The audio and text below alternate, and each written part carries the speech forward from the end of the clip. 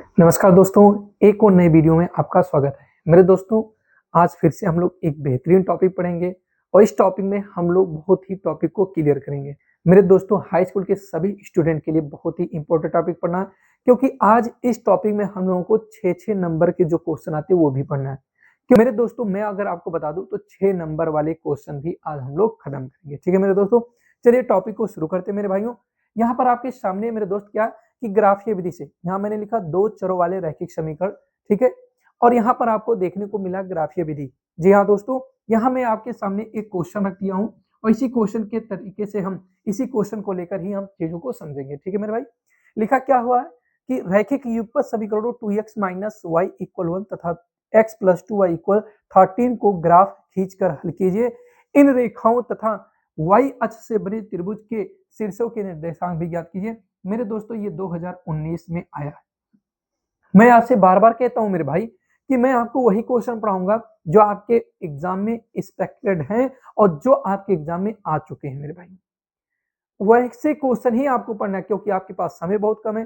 तो समय के कमी के कारण यानी समय के अभाव के कारण हमें क्या देखना है मेरे भैया, सबसे जल्दी से जल्दी क्वेश्चन को कंप्लीट करना है। ठीक है मेरे भाई, चलिए कैसे करना है मेरे दोस्तों, सॉल्व कैसे करना है, सब चीजें एक एक चीज बारीकी से सीखेंगे।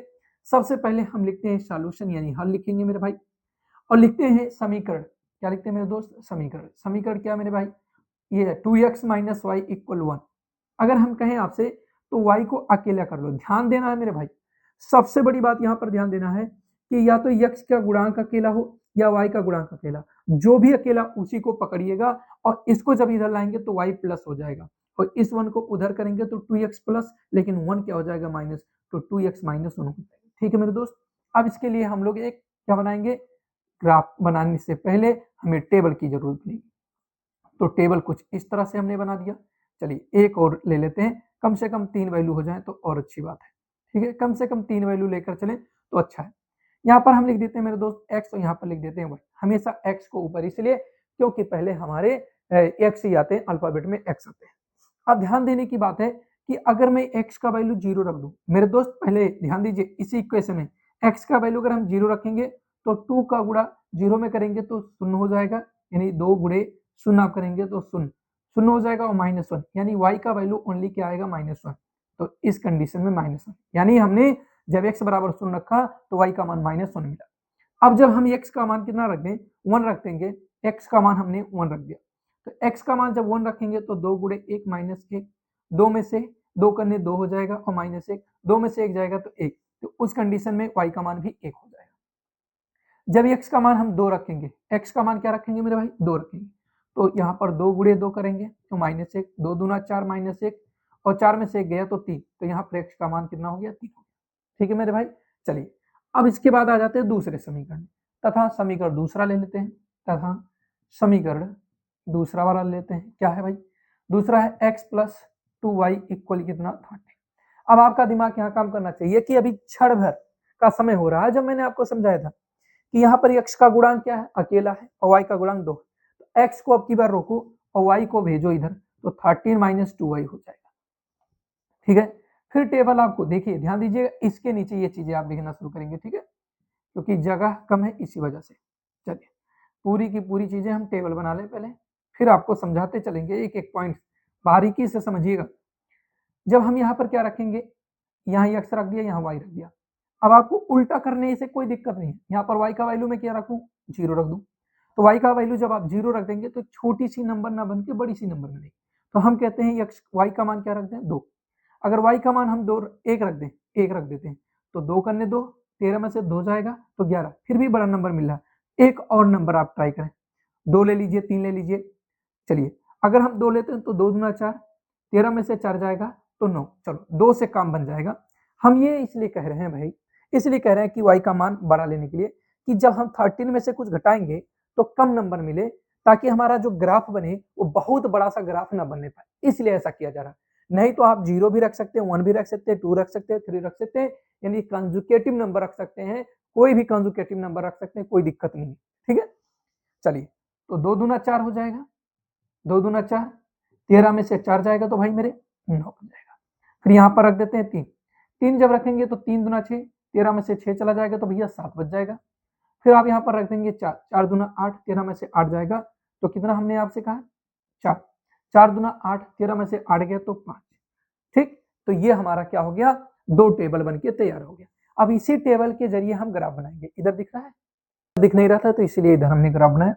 देखिए सबसे पहले हम नंबरिंग कर ले, 1 2 3 4 5 6 7 8 और यहाँ पर हमने, चलिए ये भी थोड़ा सा मिटा के हम आगे इसको बढ़ा देते हैं 9 तक। ठीक है, अब इसके बाद हम देखें तो इसमें भी कर लेते हैं 1 2 3 4 5 6 7 8 9। अब इधर भी कर लेते हैं 1 2 3 4 5 6 7 8 9, 1 2 3 4 5 6 7 8 9।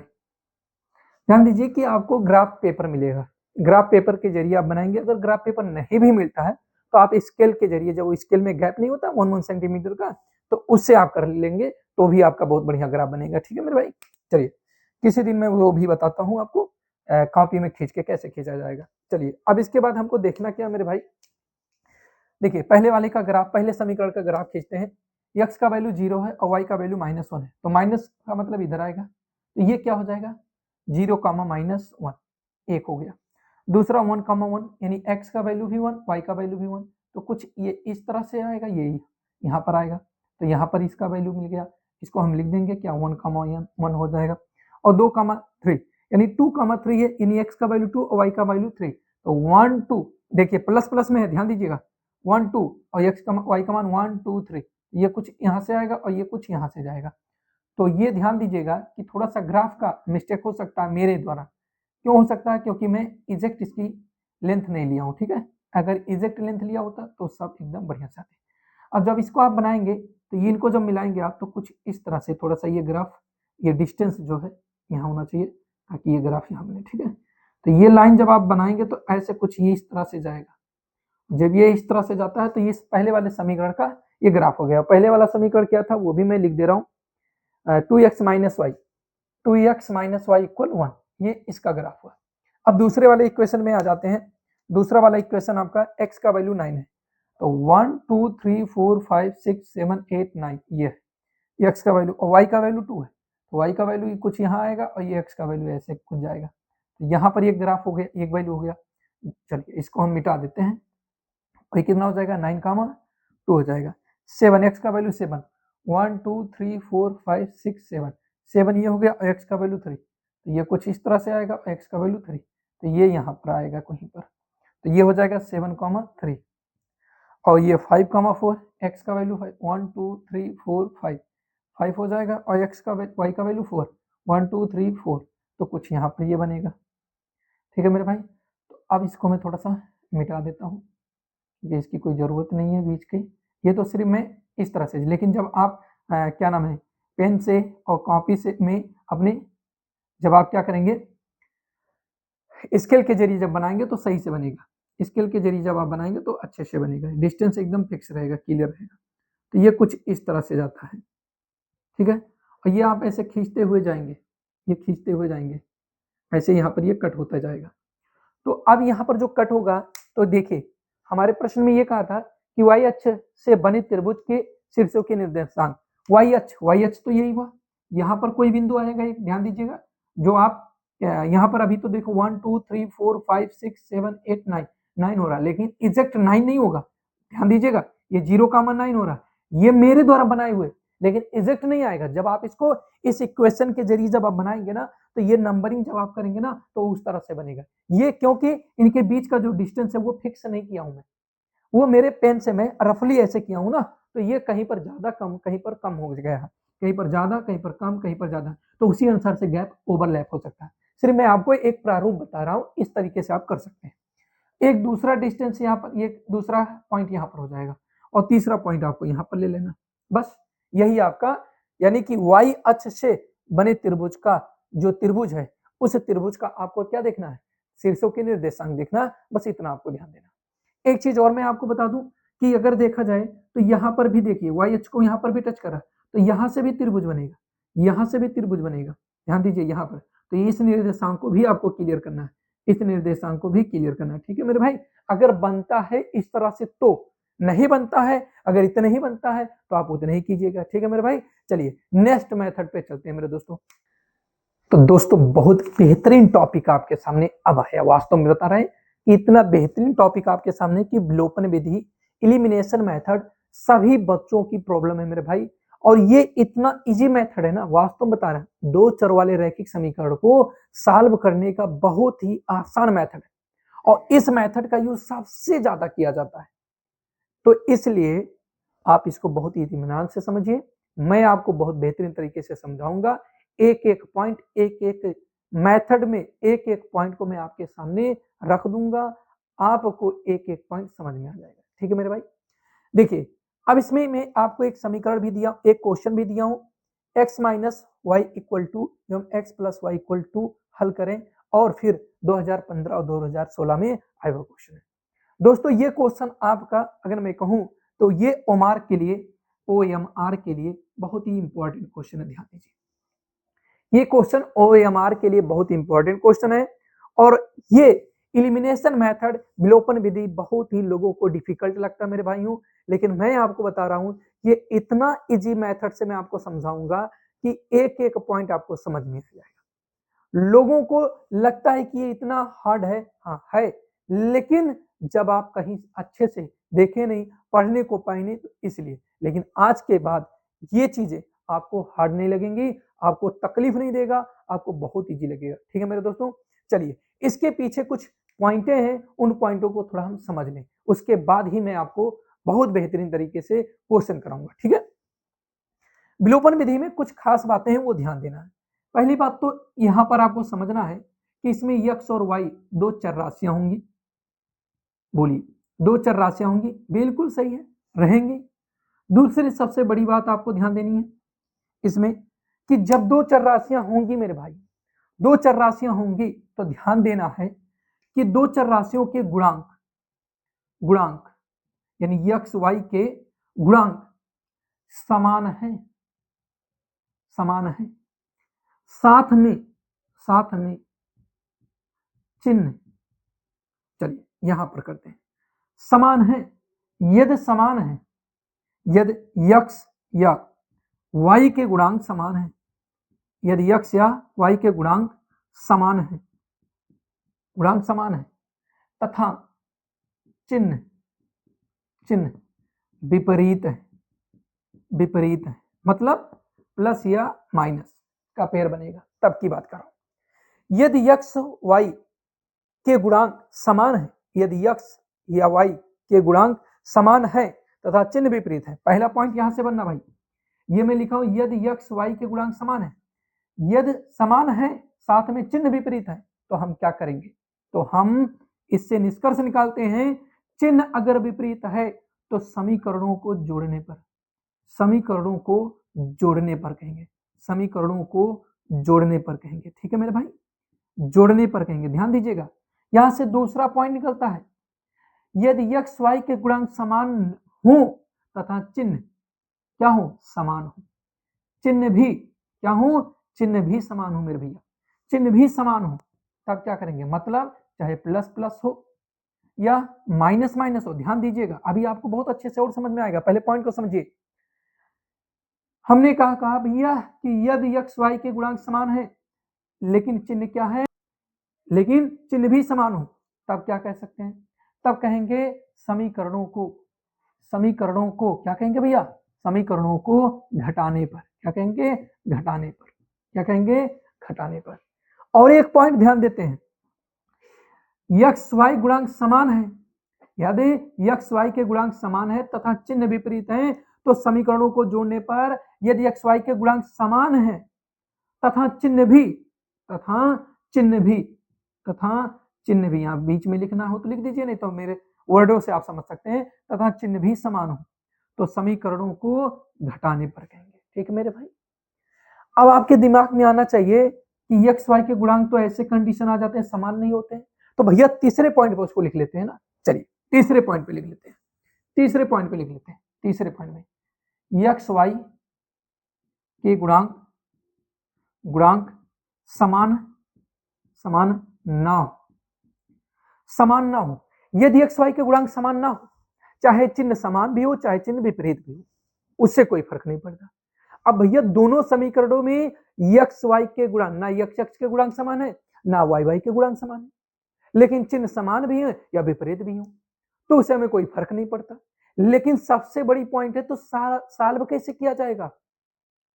तो सॉल्व करने के लिए सबसे पहला काम करना है, जिस यक्स या वाई को आप समान करना चाहते हैं, यदि समीकरण यक्स में, समीकरण 1 में देखिए, समीकरण 1 समीकरण 2, अगर यक्स यक्स के गुणांक आप समान करना चाहते हैं, तो ध्यान देना कि जो यक्स का यहां पर इस समीकरण में यक्स का जो गुणांक होगा उससे समीकरण 2 में गुणा करेंगे, और समीकरण 2 के यक्स का जो गुणांक होगा उसको समीकरण 1 में गुणा कराएंगे, और जो आएगा आराम से सॉल्व। अगर आपकी इच्छा होगी y को समान करने का, तो यही प्रक्रिया समीकरण 1 के y के गुणांक से समीकरण 2 में y के गुणांक के अंक से, चिन्ह से नहीं अंक से, समीकरण 2 में गुणा करते हैं, और समीकरण 2 के y के गुणांक के अंक से समीकरण 1 में गुणा करते हैं, और क्वेश्चन आराम से सॉल्व हो जाएगा।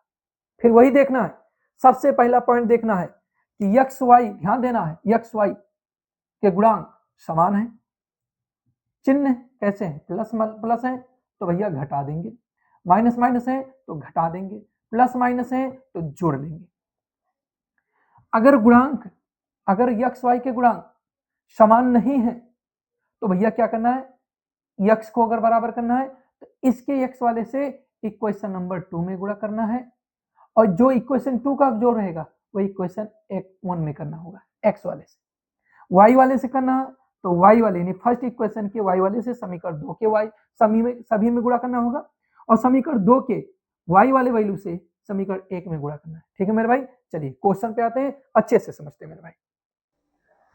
चलिए ये रहा आपके सामने क्वेश्चन। सबसे पहले लिखेंगे x minus Y equal to समीकरण number 1, x plus Y equal to समीकरण नंबर 2। ध्यान दीजिए, अब आपको समझना क्या है मेरे भाई, अब आप ध्यान दीजिएगा कि यहां पर आप देख पा रहे हैं कि यहां पर यक्स और यक्स के गुणांक समान है, 1 है 1 है, वाई के गुणांक समान है 1 1 है, लेकिन चिन्ह विपरीत है, और इसके चिन्ह क्या है, समान है। देखो यहाँ एक्स के सामने भी प्लस, एक्स के सामने भी प्लस। जब विपरीत हो, चिन्ह विपरीत हो, तो आप जोड़ने का काम करेंगे, लेकिन गुणांक समान हो। तो यक्स के गुणांक अगर आप लेते हैं कि यक्स को हमको विलुप्त करना है, विलोपन का मतलब चाहे यक्स को उड़ा दीजिए चाहे वाई को उड़ा दीजिए, विलोपन का मतलब यही होता है चाहे यक्स को आपको क्या करना है, छिपा देना है यानी खत्म करना है, और चाहे वाई को खत्म करना, दोनों इक्वेशन को लेके। तो भैया आपको ध्यान देना है कि या तो यक्स यक्स जैसे आप यक्स को विलोपन करेंगे तो ध्यान देंगे कि यहाँ भी प्लस है यहाँ पर भी प्लस है, तो प्लस प्लस आने पर हमने आपको बताया कि प्लस प्लस आने पर समीकरण को घटाएंगे, और माइनस माइनस आने पर समीकरण को भी घटाएंगे, और प्लस माइनस आने पर समीकरण को जोड़ देंगे। तो हम सबसे आसान चीज बताएंगे कि अगर चिन्ह विपरीत है तो वही काम कीजिए समीकरण 1 और 2 को जोड़ने पर। तो लिखेंगे समीकरण 1 प्लस 2 से, तो भैया x माइनस वाई इक्वल 2 है, और x प्लस वाई इक्वल 2 है। जब जोड़ने की प्रक्रिया करेंगे तो ये माइनस और ये प्लस, प्लस माइनस कट जाते हैं, और यक्स यक्स प्लस प्लस है तो जुट जाएंगे, और यक्स यक्स 2x हो जाएगा, और 2 और 2 4 हो जाएगा, 2 दूना 4 हो जाएगा, x बराबर 2 आ गया। x बराबर 2 आ गया तो इस x का मान समीकरण 1 में रखें या 2 में रखें, y का मान निकल जाएगा। लिखता हूं समीकरण 2 में यक्स का मान रखने पर, यक्स का मान रखने पर मेरे भाई, तो यक्स का मान जब रखेंगे x प्लस वाई बराबर 2 में, तो यक्स का मान रख दीजिए, 2 आया है, तो y बराबर क्या हो जाएगा 2, y बराबर 2 माइनस 2 कट के क्या हो गया 0, y बराबर 0, यानी यक्स और y के मान आसानी से निकल गए। ठीक है मेरे भाई, चलिए अब इसी पर एक और थोड़ा सा बेहतर क्वेश्चन लेंगे। ठीक है मेरे भाई, चलिए अगले क्वेश्चन पे, चलिए अब इस क्वेश्चन में आपके सभी कंफ्यूजन दूर हो जाएंगे। ध्यान दीजिएगा कि अब यहाँ पर आप देख रहे हैं कि x का गुणांक 2 है, x का गुणांक 3 है, y का गुणांक 3 है तो y का गुणांक 2 है, बिल्कुल सही है। हाँ, चिन्ह यहाँ पर देख रहे हैं कि विपरीत है। अब यहाँ पर x के गुणांकों के चिन्ह विपरीत नहीं है, सेम है, लेकिन y के गुणांकों के चिन्ह विपरीत है। जिन गुणांकों के चिन्ह आपके यानी जिन चरों के गुणांकों के चिन्ह विपरीत हो उसी को आप समान करने की कोशिश कीजिए। यहाँ पर आपको कौन सा रूल लगाना पड़ेगा, समान करने का। समीकरण 1 के y के गुणांक से समीकरण 2 में गुणा करना है, समीकरण 2 के गुणांक y के गुणांक से समीकरण 1 में गुणा करना है। तो अब आप ध्यान से समझिए और सबसे पहले सॉल्यूशन लिखिए यानी हल लिखिए और लिखिए 2x + 3y = 16 यानी समीकरण 1 और 3x - 2y = 0 समीकरण नंबर 2 लिखेंगे मेरे भाई। समीकरण 1 में 2 से तथा समीकरण 2 में 3 से गुणा करने पर अच्छा क्या बता सकते हैं क्यों? क्योंकि y के गुणांक नहीं समान है इसीलिए। चलिए समीकरण 1 में 2 से गुणा करेंगे तो 2 दूना 4x, 2 तिया 6y, 2 16 का गुणा 32 समीकरण नंबर 3 कर देंगे और इससे 3 से करना 3 त्रिक 9x माइनस 3 दूना 6y बराबर 3 शून्य समीकरण नंबर 4। अब आप बताएं वही प्रक्रिया आ गया ना कि या तो x को उड़ाना हो या y का विलोपन करना हो तो भैया x के गुणांक को या तो समान कीजिए या तो y के। हमने कहा कि y के इसलिए हम इस समय इस क्वेश्चन में कर रहे हैं क्योंकि y के दोनों चिन्ह क्या है विपरीत है। अगर दोनों चिन्ह विपरीत ना होते तो भी मैं y का कर लेता या x का कर लेता तो घटाने की प्रक्रिया हो जाती। अभी वो भी मैं आपको समझा दे रहा हूँ। जैसे मान लो यहाँ पर माइनस हो जाता तो यहाँ पर हमारा माइनस हो जाता, फिर हम कहते हैं माइनस यानी घटाने पर चिन्ह सभी के बदल जाते हैं। जैसे मैं घटाने पे करता चिन्ह बदल जाते हैं, प्लस था माइनस, ये प्लस था माइनस था प्लस, ये प्लस यहाँ पर प्लस था तो माइनस हो जाता, लेकिन ऐसा था नहीं। ठीक है तो यहाँ पर प्लस है तो प्लस ही रहने देंगे, कोई दिक्कत नहीं। अब क्या करेंगे समीकरण 3 व 4 को जोड़ने पर समीकरण 3 + 4 तो 3 क्या भैया 4x + 6y बराबर 32 कॉमन करेंगे अभी वही आएगा 9x - 6y = 0। जब जोड़ने की बात करेंगे तो ये प्लस और ये माइनस कट जाता है 9 और 4 13x और ये क्या हो जाएगा 32। तो x बराबर कितना हो जाएगा 32/13। ये x का मान निकल गया। अब किसी समीकरण में x का मान रख दीजिए y का मान निकल जाएगा। तो मैं लिख देता हूं समीकरण 1 से समीकरण 1 में x का मान रखने पर तो 2 और x की बात करें तो 32/13 प्लस 3y और बराबर 16। यही तो समीकरण 1 है। आपकी मर्जी 2 में रखो, आपकी मर्जी 3 में रखो, आपकी मर्जी 4 में रखो, कोई दिक्कत नहीं। ठीक है अब ये हो जाएगा क्या 32 दूना 64 और बटे 13 प्लस 3y बराबर 16। 3y को रोक लिया भैया 16 माइनस 64 और बटे 13।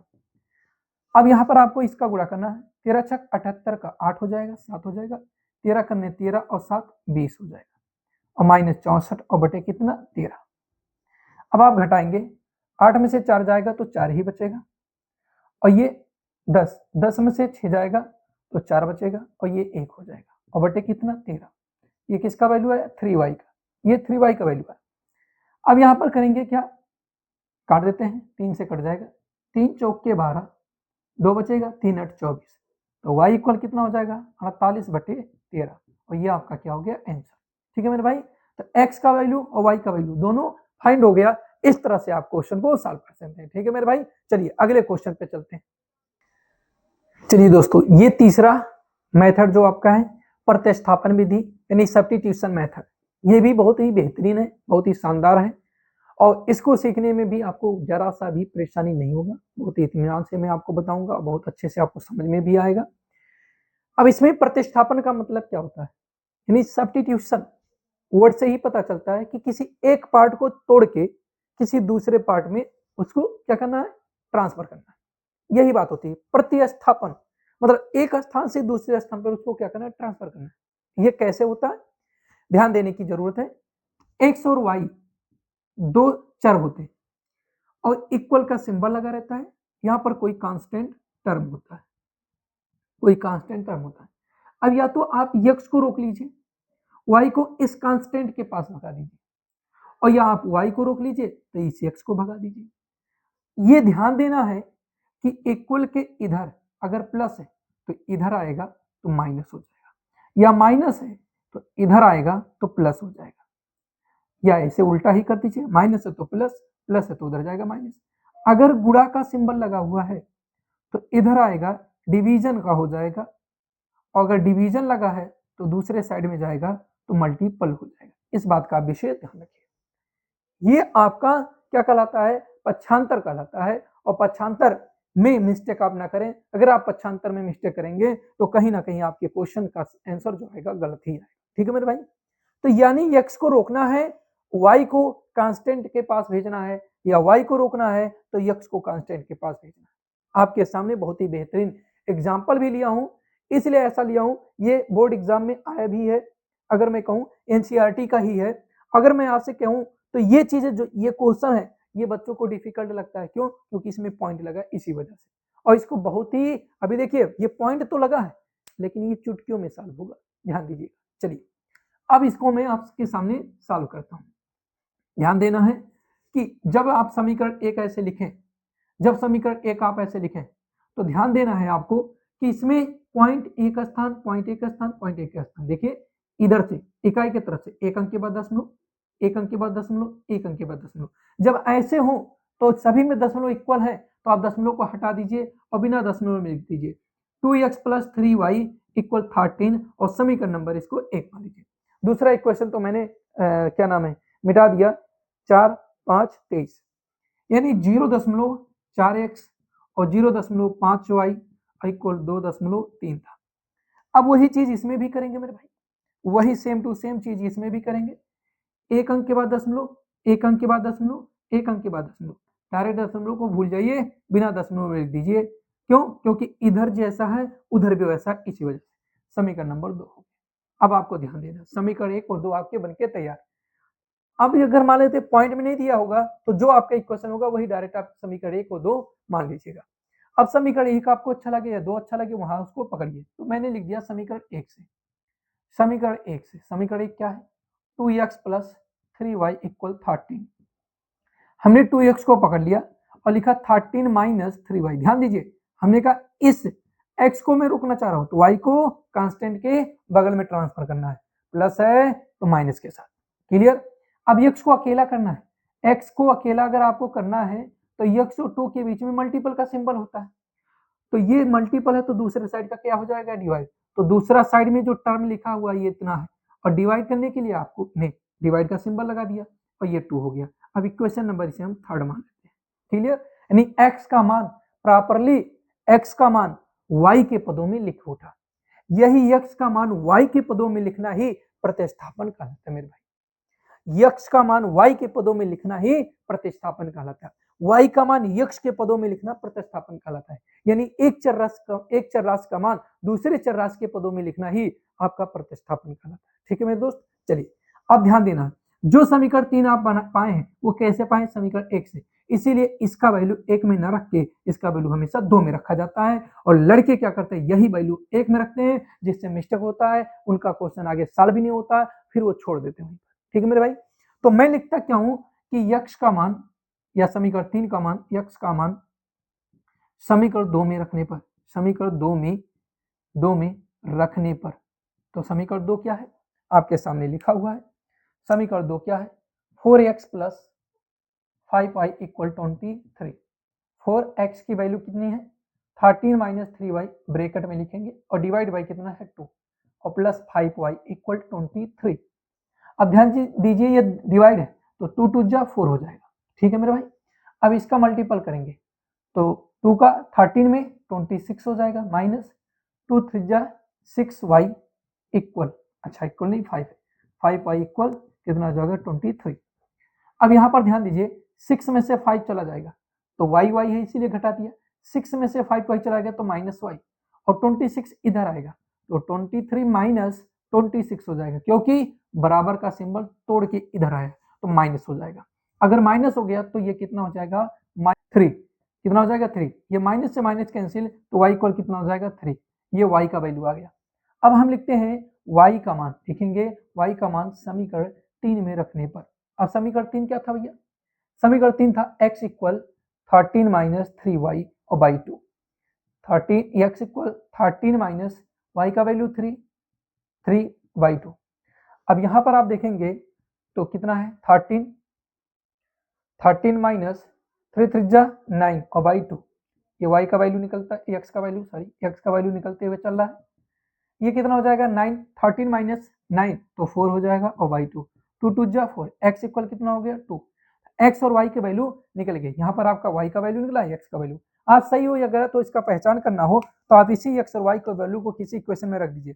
एक्स का वैल्यू कितना आया 2, तो 2 इंटू 2 लिखेंगे और प्लस 3 इंटू 3 लिखेंगे। एक्स का वैल्यू वाई का वैल्यू 3 और इक्वल 13 आना चाहिए। 2 2 जा 4 और 3 3 जा 9 इक्वल 13। 9 प्लस 4 13 और 13 इक्वल, यानी इसका मतलब जो हम एक्स और वाई का वैल्यू निकाले हैं वो बिल्कुल हमारा सही है। तो मेरे दोस्तों आज के इस वीडियो में 3 मेथड आपके खत्म हुए। इसमें एक टॉपिक और बचता है आपका, जो आपके लैंग्वेज बेस्ड क्वेश्चन होते हैं। ऑलरेडी मैं इस चैनल पे बता दिया हूँ, बनाया हूँ वीडियो, आप उसको जाके चेक कर लीजिए। प्लेलिस्ट में जाएंगे तो वहां पर क्लास 10th मैथ लिखा होगा, या आप लीनियर इक्वेशन और आर के वर्मा लिख देंगे, आराम से आ जाएगा मेरे दोस्तों। ठीक है, अब मिलते हैं नए टॉपिक के साथ कल नए वीडियो में, तब तक के लिए जय हिंद, वंदे मातरम।